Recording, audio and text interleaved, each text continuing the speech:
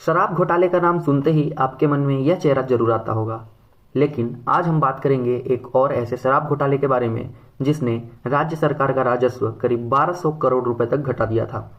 नमस्कार, मैं डॉक्टर अतुल और हम इस सीरीज में बात कर रहे हैं भारत के भ्रष्टाचार के बारे में। हालांकि छत्तीसगढ़ में शराब की बिक्री पूरी तरह से राज्य सरकार के हाथों में होती है, लेकिन 2019 से 2022 के बीच में छत्तीसगढ़ में कुछ ऐसा हुआ जिससे सिंडिकेट बनाकर बहुत ही प्लानिंग के साथ नकली होलोग्राम्स के जरिए नकली शराब छत्तीसगढ़ में बेची गई, वो भी सरकारी दुकानों के माध्यम से। होलोग्राम, जो कि किसी भी चीज के सुरक्षित और असली होने का प्रमाण माना जाता है, अगर वो ही नकली हो तो भला और किसी चीज पर क्या विश्वास किया जा सकता है।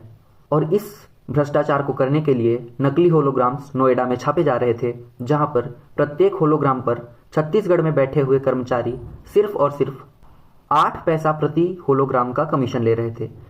5 साल में करीब 80 करोड़ होलोग्राम छापने का टेंडर दिया गया था। इसमें कमीशन सिर्फ होलोग्राम छापने तक ही सीमित नहीं था, बल्कि ट्रांसपोर्टेशन और शराब दुकानों के बाद बिक्री तक में कमीशन वसूला जाता था, जिसमें शराब सप्लायर्स को 75 से 150 रुपए प्रति केस कमीशन देना होता था। बेचे गए इन पेटियों से जो पैसा आता वो सरकार के खाते में न जाकर बल्कि सीधे सिंडिकेट के अकाउंट में जाता और ये शराब की पेटियां ऑफ द रिकॉर्ड बेच दी जाती। ये शराब की पेटियां सरकार की वेयर हाउस को बाईपास करते हुए सीधे सीधे सप्लायर स्टोर में चली जाती और जहां से उन्हें आम नागरिक को बेच दिया जाता। ईडी की माने तो यह टोटल घोटाला करीब 200 से 300 करोड़ रुपए का बताया जाता है।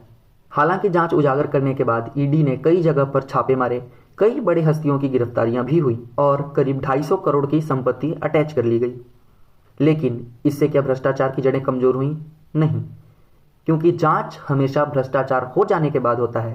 भ्रष्टाचार रोक देने के लिए कोई भी कदम सरकार के द्वारा नहीं उठाए जाते। तो ये था छत्तीसगढ़ में हुआ शराब घोटाला। अगला किस टॉपिक पर आप वीडियो चाहते हैं, कमेंट में जरूर बताएं। Thank you.